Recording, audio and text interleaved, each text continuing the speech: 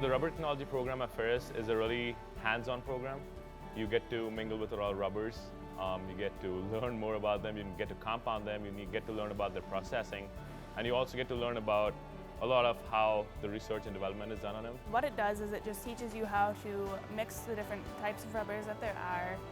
It teaches you about the different base rubbers that you have, and then it also teaches you how to process them.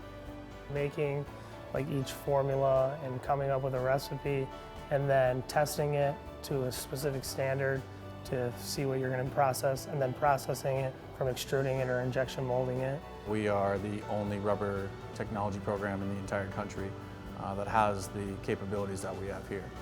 I started off in chemistry and I needed a minor, and the rubber guys came into one of our American Chemical Society meetings one day, and there's a lot of chemistry involved with rubber, so it sounded really good, gave it a go, and it was a really good fit.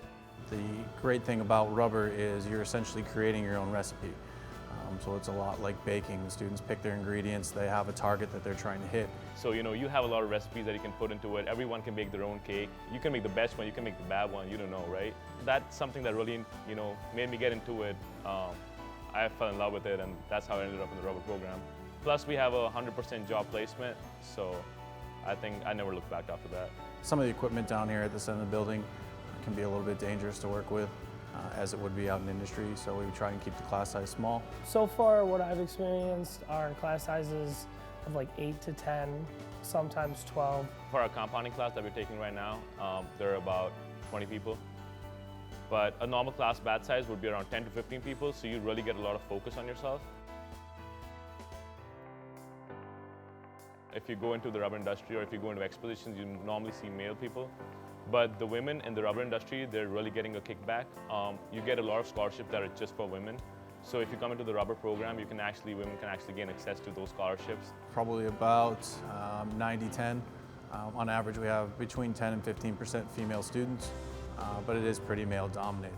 I actually found out when I went to the Rubber Expo this past October that I'm pretty sure I'm the first girl in a few years. And a lot of the people who stopped by our booth were really surprised to see a girl there, so it's pretty interesting. The industry classes, there's compounding, which is formulating your actual rubber, and then there's a processing class, a testing class, and then also advanced processing and advanced compounding classes. We have testing the rubber, which is extreme conditions of heat and cold, and then seeing how their strengths compare. We're creating our own material. We're taking a base polymer and then we're adding ingredients to make it our own and make it a very specific compound for a very specific end result. It is a really hands-on program. Of course, we do a lot of research and development. You can also get involved into projects, especially with our Professor Yang, who's a rubber professor here. I remember my very first class. We basically went out to the machines, we learned all the safety, we looked at them, we didn't turn them on then, but the next week we were already molding. The students go from taking raw chemicals and turning that into a compound before even thinking about processing it. So that's a lot of hands-on activity right there between the mixing, the validation of the mix. Every day you're running certain tests to figure out how fast it's going to cure up. I average probably 9 to 12 hours a week in the lab, working with the compounds, working with different rubbers and processing, working with all the equipment that you see behind us. I think I've learned in general more about rubber, how to market with people, first of all. That's a big step. When you go into expositions, you really want to market yourself. With all of our machines and all of the hands-on work that we do here, it really helps to when you're looking for an internship or a future job. Wanting to work on the factory up floor, running machines and being hands-on with everything. I've learned to appreciate where a lot of the things I've used come from, because I'd say probably 95% of the things I use involve either plastic or rubber, and I've definitely gained an appreciation of where those come from. I've done 3 internships in Connecticut since I've been in the program for rubber, and I have a job offer in Connecticut, and I also have a couple job offers out of state. I'm actually interviewing with a couple places right now. Hopefully I go somewhere south. This upcoming summer I'm hoping to intern at Robin Industries, and I think I have a pretty good chance with that.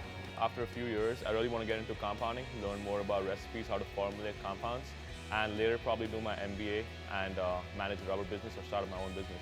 We are the only program of its kind in the country that teaches rubber at the hands-on and practical level that we do here at Ferris State.